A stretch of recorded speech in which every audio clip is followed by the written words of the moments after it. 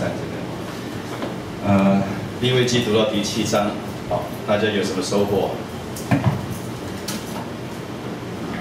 神为什么讲的这么细啊？这么很繁述，而且一直重复在讲，对不对？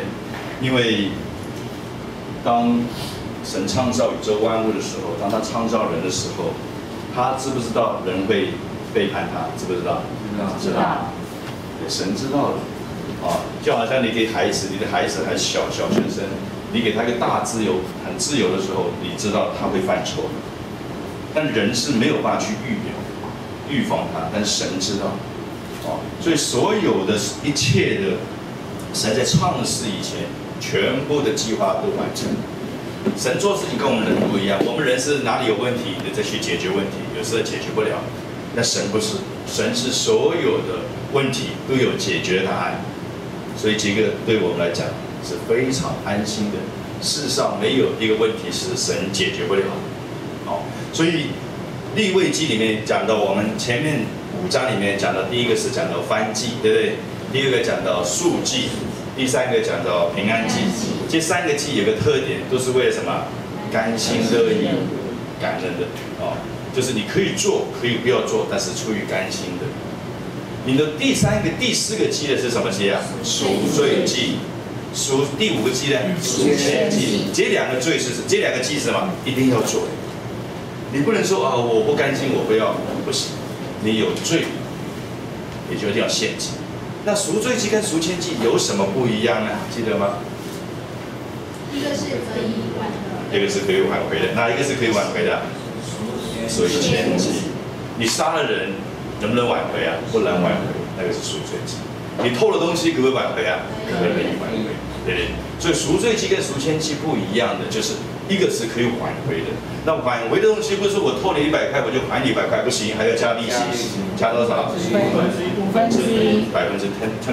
对不对？1/5的利息要加上去。那大部分的赎愆祭所犯的罪跟什么有关系啊？贪心、贪婪，对不对？你看欺诈。欺骗人家是不是贪心啊？对，你不贪心，你不会去欺骗别人嘛，对不对？抢夺是不是贪心啊？是。还有捡东西，捡到东西，对不对？也是贪婪的一种。对。所以赎愆祭里面大部分的都跟贪心有关系。所以第1章到第5章是讲到5个祭，它的原则性的东西。你第6章开始，他就讲到这5个祭里面一些特别的例子，还有特别的处理方法。那这种处理方法，特别是针对祭物的肉，谁能吃，谁不能吃，要怎么吃，里面解释的。哦，就6章跟7章，还有一些程序方面的补充。所以6、7章其实是补充1到5章里面的一些程序，还有一些祭物的处理。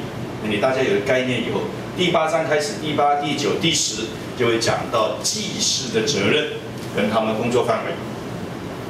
那我慢慢读下去，我再跟大家讲。所以第7章刚才非常感谢立青呢，他第一次，我觉得每个人都有非常的恩赐啊。我们希望每一个弟兄姊妹都能够来分享圣经神不太在乎我们乱不乱讲，神最怕我们都是哑巴，对不对？你做父母的不会担心孩子乱讲话的，对不对？我们最怕他不会讲话，哑巴，对不对？这哑巴很多基督徒是哑巴的。不会祷告，不会传福音，不会赞美。下次啊 ，Andy 一说我们1分钟祷告，我希望我们这个祷告可以震动天地。你看我们都不敢祷告的，对不对？不敢祷告，最难受是神啊，对不对？我回到家的时候，我孩子都不理我，一个在打电话，一个看电视，最难受是我嘛，对不对？如果一回家，妈说啊，爸爸万岁哦，爸爸万岁，对不对？光彩令人存在，对不对？你想想看，神就是这种形态，神就是这种形态。他希望我们亲近他，他希望我们高举他，他希望我们去爱他，而且他希望我们替我们解决问题。很多世上的父母能力有限，他没有办法，不要再烦我了。我们神不会，我们神喜欢解决问题，因为从解决问题里面显出神的能力来，阿们吗？阿们。我们做医生的，你说我喜不喜欢看病啊？当然喜欢看病了，没看病我怎么活，对不对？当然喜欢有病人来找我嘛，病人多就显出我的能力来嘛。我们的神一样，所以你不要客气，你不要说我有问题而不敢去找神啊，神你很忙，我不敢打扰你，千万不要这样子。我们的神希望帮助我们解决问题，从解决问题里面，你才看到神的神性跟永能。好，所以第7章里面有几个字的，等一下我分段完以后会跟大家分享，就是说里面讲到剪除，对不对？不听就剪除，不听就剪除，为什么？对不对？里面讲到摇祭、举祭、火祭，这些是什么呢？5个祭以外，这些是算是什么祭呢？我们等一下会稍微解释一下。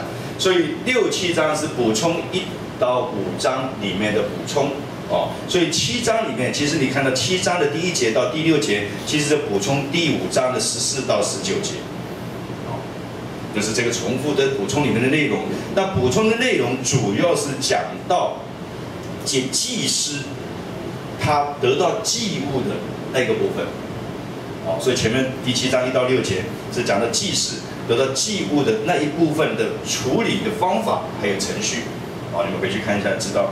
那第7节呢，有一个很重要的关键，也讲到赎愆祭跟赎罪祭的相关的关联性。它们的关联性是什么？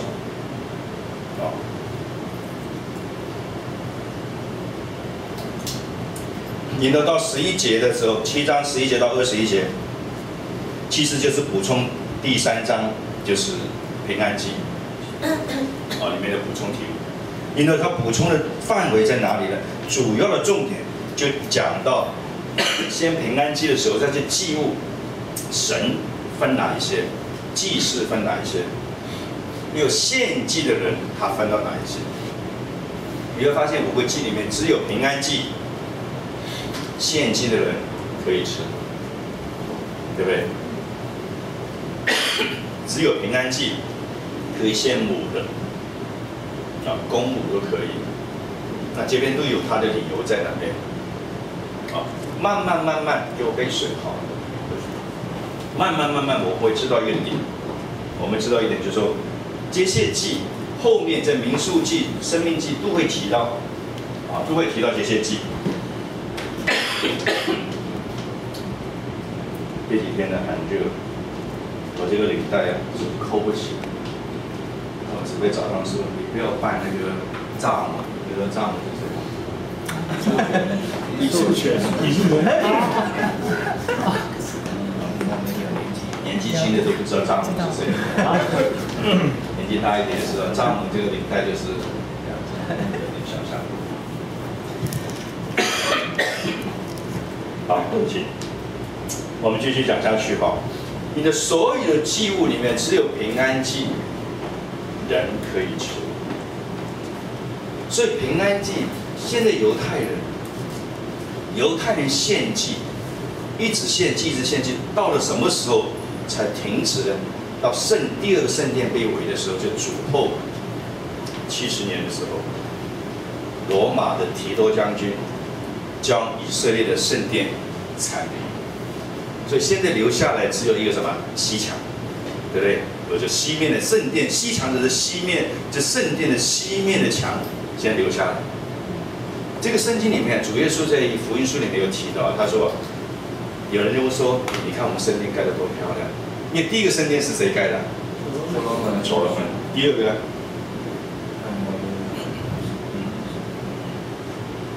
叫所罗巴伯，听过这个人的名字吗？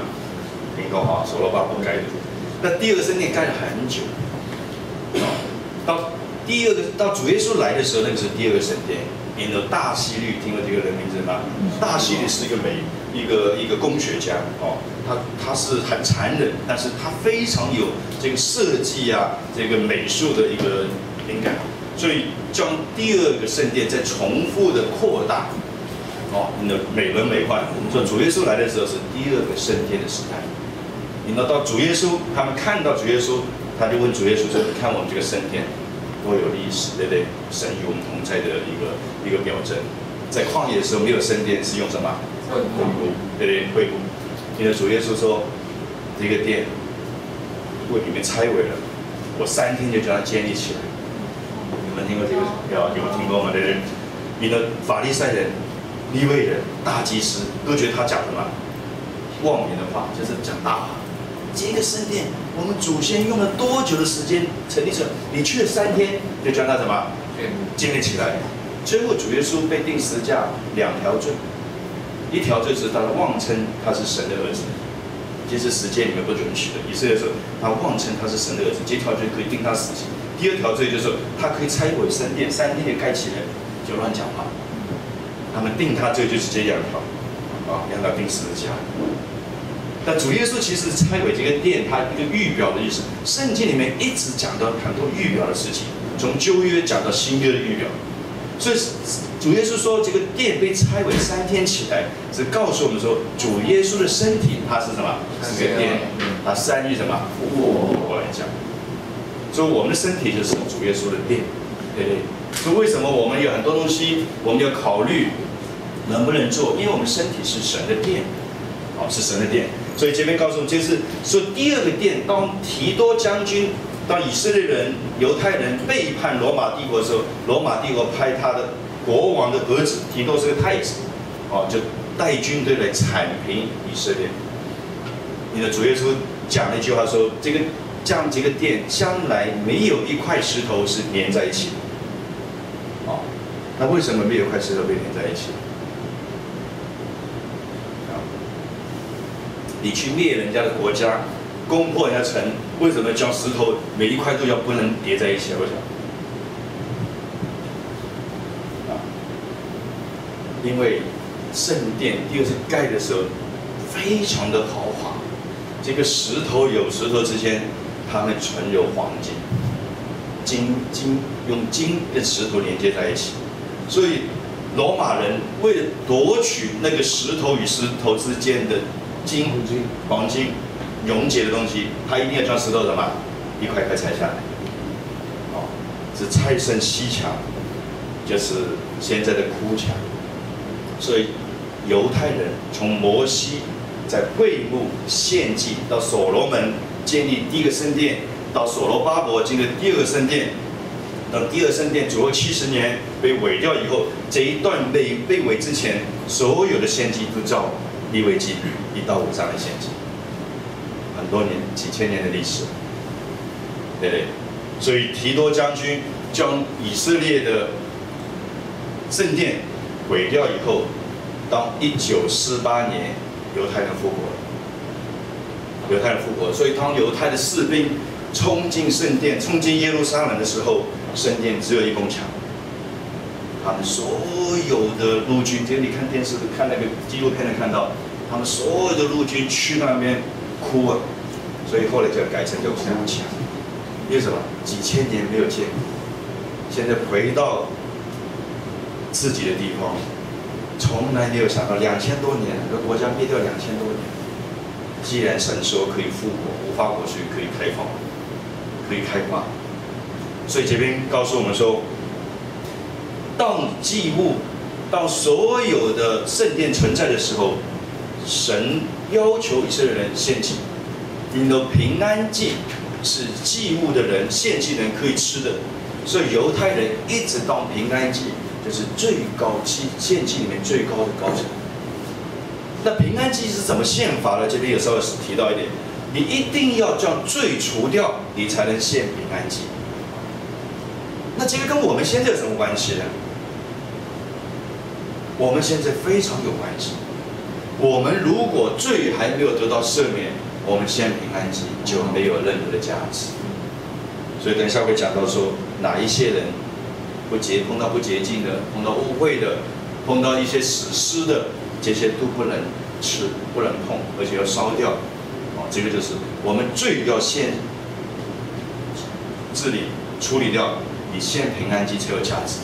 那我们现在第一，我们的罪被处理掉，因为我们相信神，我们受洗，我们罪处理掉。我们献的平安祭是什么呢？就是我们亲近神，就是献平安祭。我们读经，我们祷告，我们传福音，就献平安祭。与神和好，你才能献祭。如果你没有办法与神和好，你没有办法献祭，献祭的价值就不存在。所以从7章的11到21节就讲到这个平安祭里面的祭司，还有献祭的人，还有神在祭物方面的分享啊。你呢后面我们再看下去，就是说，刚才我讲到就是平安祭可以公可以母，但是不能有鸟类啊。那这个后面会解释啊，有些东西现在提过了，后面会继续解释下去。你能到28节的地方，我们看到28节后面讲到说，这个祭司利未人，祭司是利未支派里面的一个支派，叫亚伦。所有利未人不是说利未人能做祭司的，这是亚伦的家族才能做祭司。你呢有一个是大祭司，他们是承接下来，一直承接下来的。那利未这边讲到是28节讲到是祭司当得的职分，为什么祭司有特别的一个分量呢？就是神为什么特别照顾他们呢？哦，我们在后面读下去，我们在民数记里面就会讲到第8章哦，你们可以看一下民数记第8章第13节。原来神雅各有12个儿子，利未是第3个儿子，就献给神。原则上应该是头生的才献给神，对不对？那雅各的第一个大儿子是在说谁啊？流便，对不对？第二是西缅，利未是第3。那为什么大的不献给神呢？因为流便得罪了他父亲的巢，哦，就是流便跟他父亲雅各的妾有不正当的行为。那为什么不选西缅呢？因为西缅流人的血太多了。我们记得在事件城这个创世纪就知道，对不对？因为事件里面的人，那个城的那个太子侮辱了雅各的女儿，就迪娜，对不对？因为他们就想办法去杀掉所有的男的，所以留下来。其实这件事情带头的是西面，但是利未也有份，对不对？但是为什么利未后来被神拣选呢？因为在出埃及记的时候，所有人的背叛的时候，只有哪一个支派站出来，站在亚伦，就是利未支派，对不对？利未支派站出来，站在摩西这边，处理那些背叛的人。所以背叛在神的国度里面是非常严重的问题，非常严重的问题。撒旦就是背叛神，他要与神同等，他要强夺，对不对？他要背叛。所以这边告诉我们说，利未本身就是当长子一样，12支派里面有一个来献给神。虽然他不是老大，但是神拣选了他，献给他。所以利未人在民数记第8章13节里面讲到，利未人就像祭物一样献给了神。所以他们不能有自己的产业，那他们的产业就是什么？就是献祭的人有某一部分的祭物，他们可以享受神特别的恩待他们的一部分。因为在第28章一直到这36章里面讲到几个点，就是讲到胸，我们需要摇一摇，献为摇祭，那这是什么意思啊？第二，腿要举起来，献为举祭。那这一些的火祭，所有用火烧的都称在火祭，都称在火祭。那摇祭跟这个举祭是什么意思呢？刚才立青讲的，我觉得蛮有道理的，也很好，对不对？也有人这样子说哈，这个摇祭啊，原来的意思叫 wave， 就是波浪，是这样子摇的。有没有看到那个根针教？有没有看到？这个对，有个香炉，对不对？有没有看到？根针教、东正教，对不对？比如像巴西、俄罗斯，对不对？希腊都是根针教，对不对？这个祭，这个先等一下我跟大家讲，现在不需要了，那这个有。那举祭呢，就是叫 HEAVE， 就举起的。那这个是什么意思呢？当然，这个不是圣经里面所讲的，以下所讲的是我从其他的一些资料或者其他的前面的牧者跟我分享的，我觉得蛮有道理的他说这个摇祭要这样子摇，举祭要这样举，就好像个十字架，这样那个十字架，就预表就是说神的儿子会在十字架上面为我们成就了一切的事。因为摇祭的里面为什么胸呢？胸刚才弟兄讲的很好，就是胸代表心，表心，我们是要有心去爱我们的神，所以神最讨厌是假冒为善的人。神不怕你软弱，神也不怕你肮脏，神也不怕你流浪，对不对？因为神就是爱。但神在四福音书我们看到，神最不喜欢的什么？假冒为善，就没有这么好讲到这么好。就表面上是这样讲一套，另外又是讲的是一套，就完全是故意的。你说见人讲人话，见鬼讲鬼话，这句话是对的，因为他不是故意的。那你见鬼不讲鬼话，他怎么听得懂呢？对不对？那当然讲鬼话嘛，对不对？那见人你直接讲鬼话，人家听不懂嘛。所以见人讲人话，见鬼讲，在原则上嘛，这个在易经里面也讲是对的。但是我们现在用错了，什么是这样？因为我明明知道这个答案是3，我见到围巾我就跟他讲是4，我跟秋明跟他讲45，我这个就假冒为善。这个叫假冒为善。那有些东西是我觉得我觉得这个是3，对维军来讲这个他不喜欢3，所以我就跟他讲这是10，我有个目的在那边的，我是个出发点，你是一个善意的，那这个不是假冒为善。所以假冒为善是你知道不对，你故意去做的。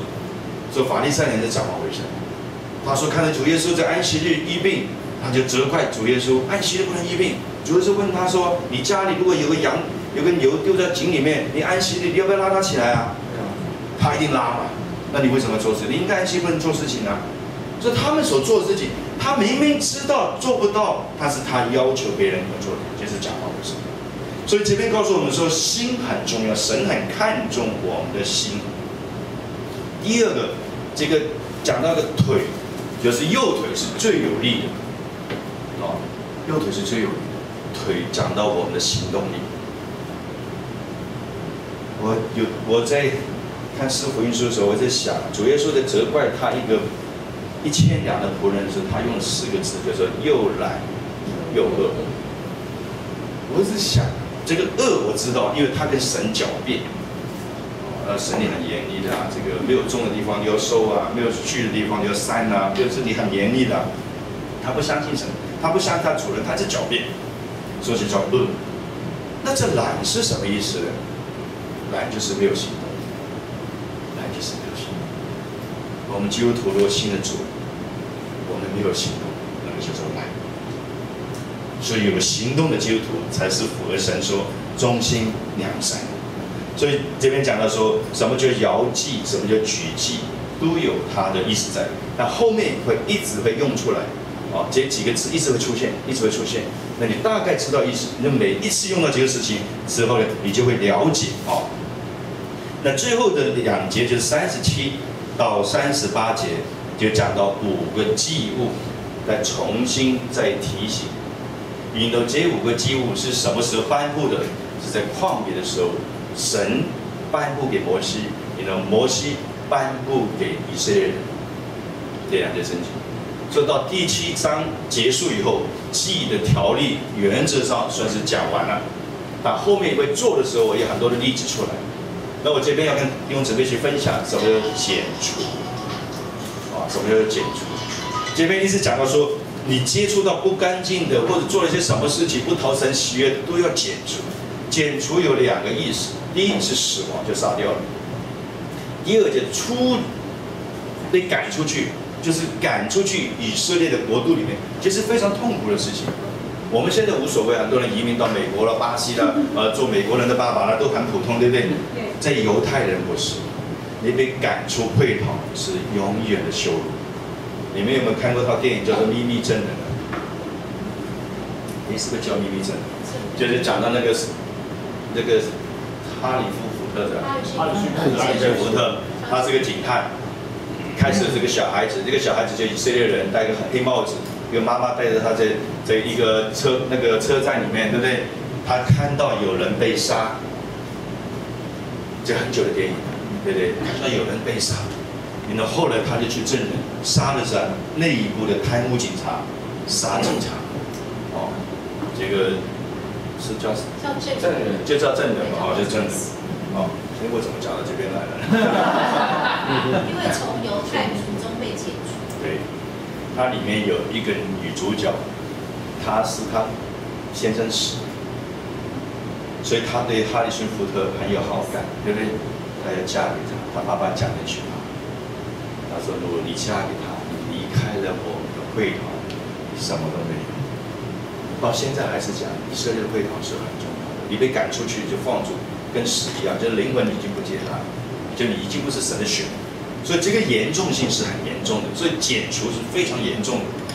你知道5个祭物里面，我们今天讲完了，我给大家做个总结。这5个祭物里面有一个原则，你要先认罪。哦，如果你心不甘情不愿，你不认罪，献祭没有意思。先要认罪。然后第二要赔偿，该赔的要赔，对不对？该做的事情要做。你的第3个才是能够献祭。你的这些祭物的里面有一个原则，是所有祭里面是做不到的，就是你得罪神的律法的时候，你献祭没有用。所有的里面的赎罪祭、赎愆祭是得罪谁啊？人。你得罪神没有祭，全部都要被什么剪除？那这个跟我们现在有什么关系？亲爱的弟兄姊妹，太大的关系。我们现在得罪神，有一个祭物已经为我们摆上，就是神的羔羊。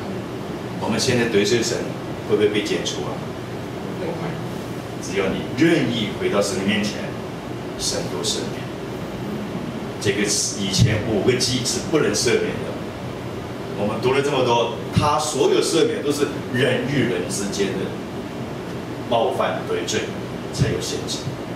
得罪神的是要被剪除，被打死，或者赶出会堂。在创世纪里面就有这个观念。主耶稣那个耶和华神跟亚伯兰说：“你要跟我一起行割礼。”记不记得这个事情啊？不管是你生的，用金钱买回来的，都什么都要行割礼。如果不行割礼的，就要什么剪除。这个字在创世纪里出现过。哦，慢慢，我们后面会读到很多有剪除，到哪一些是要被杀，哪一些是不要放逐，那个案例子不一样，我们后面会讲下去。所以今天最主要，我们祭了解以后，所有的祭现在都不需要再献了。为什么？耶稣基督成为唯一的祭物，献给了神，而且这个祭物比以前所献的没有残缺，是公的，要怎么要求都来得更高。为什么？因为你连得罪神的，他都给你还债。所以今天我们每一个人，只要你相信神、爱神、愿意接受神，你都可以坦然无惧来到神面前。而且还有，你软弱的时候，你失败的时候，你离开神的时候，你还是可以来到神的面前。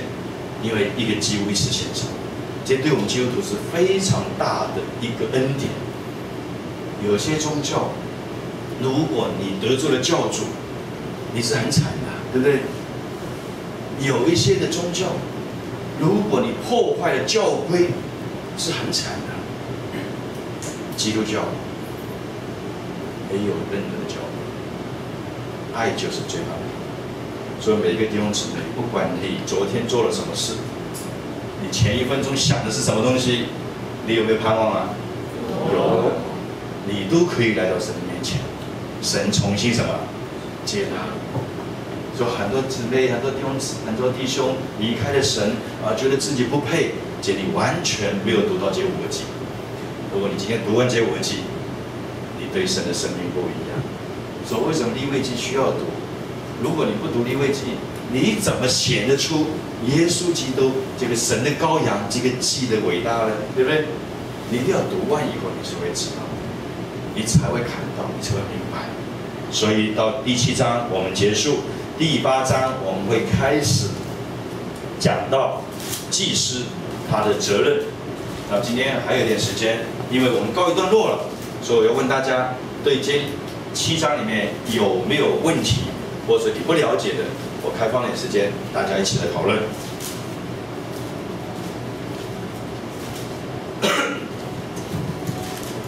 有没有什么问题？上海那边不能直接问我回答，行吗？不行。听说现在有云端，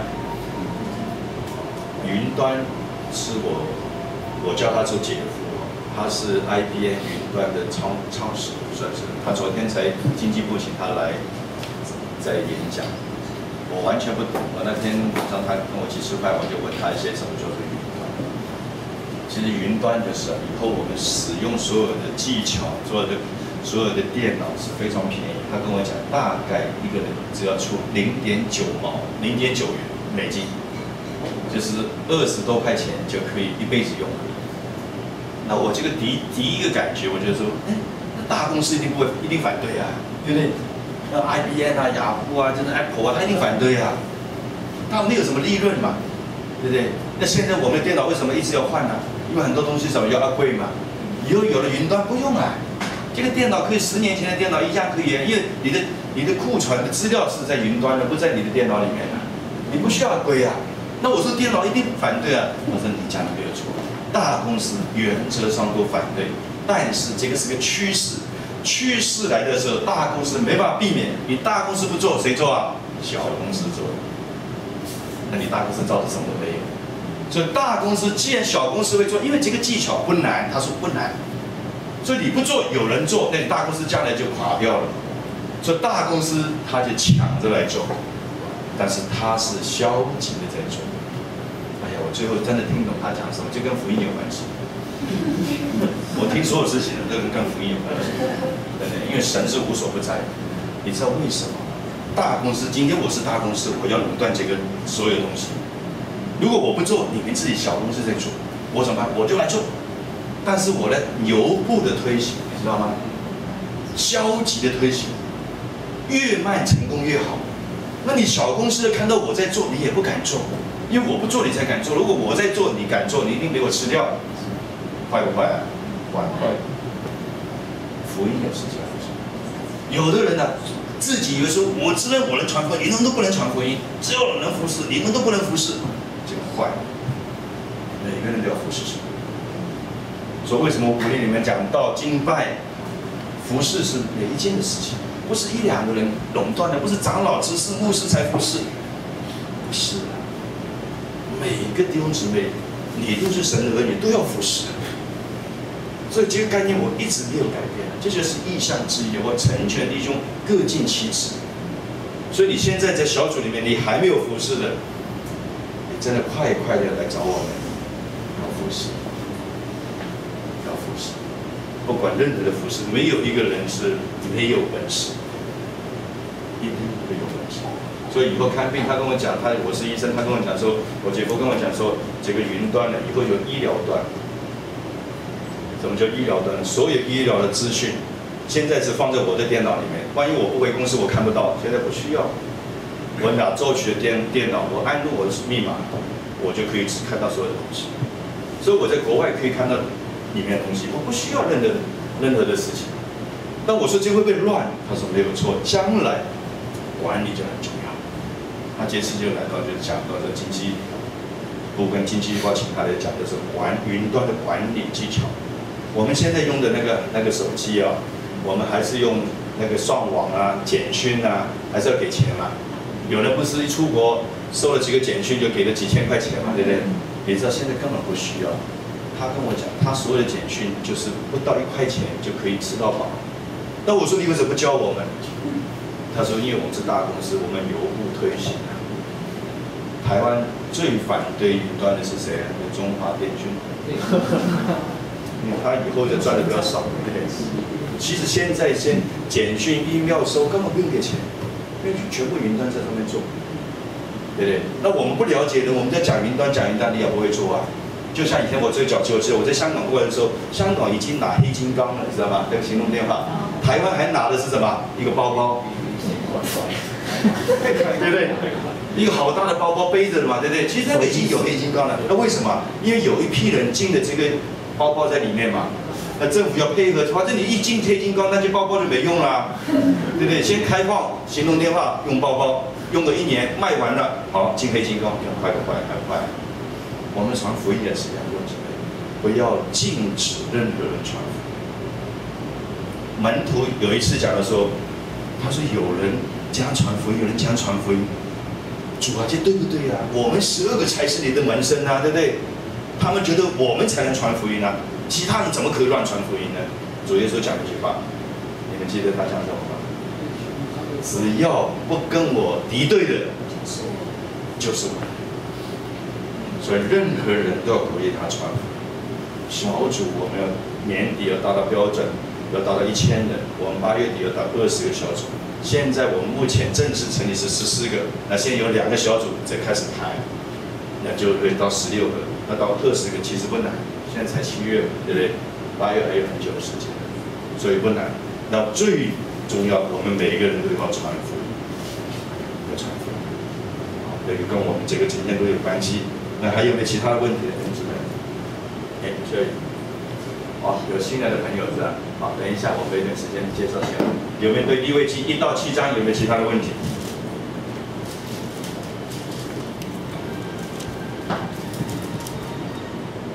有没有人还没有读过1遍圣经的？请你举个手，有没有？蛮多的蛮多的。我鼓励大家用3个月时间就要读完。方法很简单，读完的都跟我讲说，耶弟兄，你这一招有用，一定有用。3个月，圣经66卷，一共1189章。每天15章，84天就读完了。我给你3个月，还给你6天的恩典时间，可以有，对不对？怎么读呢？你不要跳，你就从第1章创世纪第1章起初神创造天地，一直读下来，读到启示录。不要跳，看到人名数字照读。没有人的时候，你可以用嘴巴读出来，不用用描的，描不对，这个要读。有人的时候，你用心里面读。读的意思是你每一个字都不会漏掉，对不对？你都会过滤。但是读第1遍圣经，这个3个月读完圣经有它的目的在，它的目的不是要你了解。如果你用了解的目的，那达不到嘛。它也不是叫你记起来，也不是目的。第一次讲读圣经的目的2个，听清楚啊，这很重要的。你就算读过去不明白、不了解，你还是愿意读下去，就表示什么？表示你对神的信心，对不对？这个病人给我看病，看了2次、3次，病情还没有改变，甚至可能还更不好，他继续愿意来看，就表示对我的什么信心。有些东西不是数字一定高的，有时会这样子的，对不对？所以第一步，要你遇到很多的困难、挫折，你每天15章需要多少时间？我自己重复试的也是40分钟。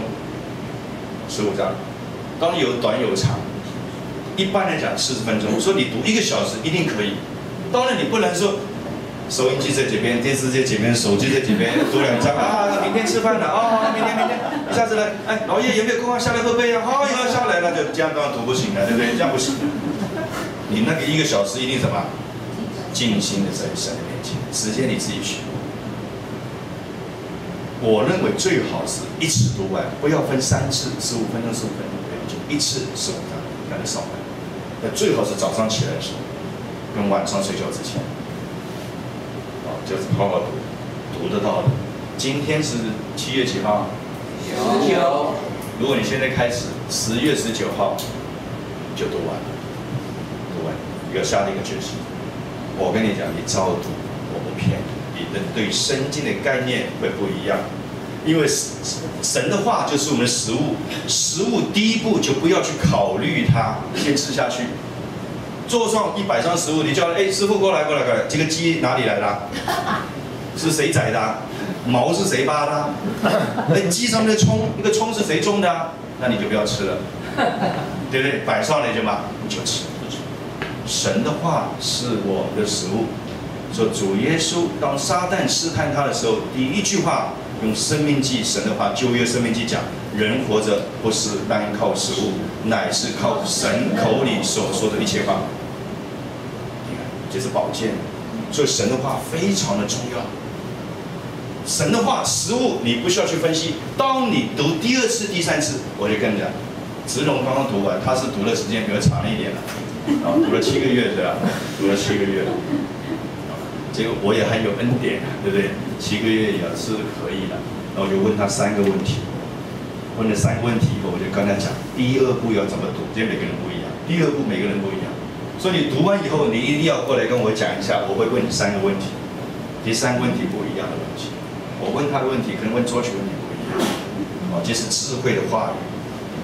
这是智慧的话语。你们今天有没有看到有个美丽的vocal啊？对不对？第1次嘛，玉美嘛，对不对？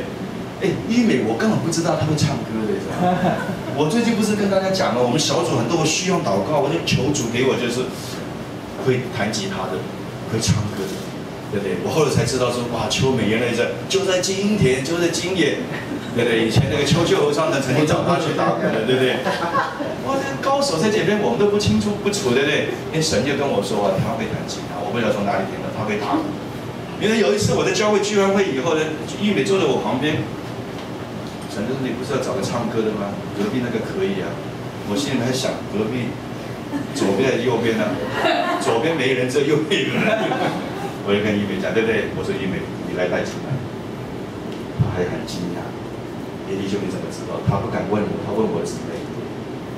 他是不是天下没有跟他讲？天下没有跟我讲啊？对，天下没跟我讲，神跟我说的，这就智慧的言语。圣经里面所有的恩赐都可以在教里面发展，阿门吗？昨天我跟一个年轻的同工，他就说我们怎么知道圣经的智慧的言语呢？我说你亲近神呢，神会让你有智慧的言语啊。圣经里面讲明明讲的，对不对？这个。个人多前后书里面都有讲到这个恩赐啊，这智慧的言语，你会有智慧的言语出来，因为你爱神，你接近神，你亲近神，你就会智慧的言语出来。所以3个月读完一遍圣经，第一就表示你对神的信心，而且你的规律。第2个好处是什么？你读完1次以后，你对整本圣经会有个概念。就好像你看完金庸小说以后，你会看到《倚天屠龙记》，你从来没有看，你听人家讲，你根本不知道他在讲什么。或者你跳来跳去讲，你也不知道。你从头看到底，你大概会知道《倚天屠龙记》在讲什么。你不一定很细的了解，你会知道。所以你对神整个计划你会了解。你为什么聚会？你为什么服侍？你读完整本圣经，你有概念，你的生命不一样。所以今天刚刚我问的题目，没有人举手的，包括上海的弟兄姊妹也是一样。你没有完完整整的。从头读一遍圣经，你今天开始可以做这个事情。你知道有人读圣经怎么读吗？马太福音读了7章，我们读了7遍，对不对？这个创世纪读了1遍，出埃及记读了1半，对不对？诗篇读了20遍，很多人喜欢读诗篇嘛，对不对？那有些这以西结书啦，这个以赛亚书啦，但以理书根本就没有读过，还不晓得那个书在哪里。这个就是不是很对，你要完整的读完1遍，就是3个月时间。为什么3个月？这是我从祷告里面神给我启示。我们打仗，一股什么做气，再有什么3个什么气。打仗的时候，你知道吗？有些教会，我不是叫批评论断啊。这个读经计划今天是读利未记第3章，马太福音第5章，启示录第7章，翻来翻去读完也不晓得讲什么。你看金庸小说有这样看吗？看看第7页，看看17页，看看37页，你也不知道他在讲什么啊。那当然要从头开始了。这个不要一次读旧约，读旧约，读新约。你在读书还是玩游戏啊？你在读圣经啊。你当然有次序，神这样的排列出是一定有他的目的在嘛，对不对？照做嘛，不会错的嘛，对不对？你不要一直跳来跳去，不懂嘛。第1次的目的不是要你怎么懂，也不是要你理解，也不是要你记。第1次目的就是第一，当食物吃下去，看出你的信心来；第二个目的就是让你对整本圣经有个概念。弟兄姊妹，所有的丰裕组的弟兄姊妹，我建议大家，当然这不是律法，我建议大家也请各个小组长回去，在你各小组的时候推行3个月读完一本圣经，慢慢的7天可以读完一本圣经。我今年过年回香港就7天读完一本圣经，是角度，因为你会越读越熟，你会越读越快。那7天当然不是1个小时啦，对不对？1个空就放松。我们最近有个弟兄有做20天，对不对？他就问我，我说带本圣经去读一遍，对，他好像有讲哦，带圣经去读。我们第一点，我做个祷告。主祝福我们在苦难里面的弟兄姊妹，无论他们在健康、金钱、家庭，在生活上有难处的，主，我们在这边宣告，你已经是得胜的王。洪水泛滥的时候，耶和华坐着为王。我们都知道这2句话，但是我们不知道后面还有2句更重要的话，就是洪水泛滥的时候，耶和华坐着为王。下面2句话再说，耶和华坐着为王，直到永远。主，我们的神是可盼望、可依靠的神。我们的神不是短暂做王，我们的神不是在危险的时候做一个莫名其妙的王。我们的神是洪水泛滥、大困难的时候，我们的神坐着为王，而且稳固的坐着，直到永远。主，我们相信丰裕主是你所爱、所倡议的。那因为我们每个弟兄姊妹在神的话语上面，我们扎下了根基；我们在祷告方面，我们学习如何建立个人、公司、家庭的祭坛；我们在传福音方面，我们每个人都做一个会说的人，不是个哑巴。我们每一个人是的去说。主，当我们在做的时候，你的恩赐、你的医病，你给我们大能大力，你给我们预言，你给我们方言，你给我们智慧的话语、知识的话语，你都要从我们嘴巴里面出去，让听见的人得到益处。主，你说，当我们传福音的时候，神迹奇事就要随着我们。你特别祝福上海的弟兄姊妹，就今天同弟兄在这边与我们一起分享神的恩典。你祝福恰斯弟兄，给他能力，他的事业求着你为他扩张，他的产业你为他持守。所有上海的弟兄姊妹，神与你们同在，你们永远不孤单。主祝福每一个丰益族的小组的弟兄姊妹，我们每一个人都是神眼中所爱的族类。今天中午，我们再次提醒我们的神爱我们，为我们钉十字架，为我们流血，他将最好的独生儿子赐给了我们。我们以一生感谢、敬拜、赞美我们神。我们从利未记的前5章看见所有的祭得罪神的都要被解除。今天我们何等的有福！我们多少的时间得罪神、亏欠神？当我们愿意的时候，神赦免我们一切的罪，我们再一次可以来到神的面前。主，这个是多大的福音！我感谢你，奉耶稣基督的名。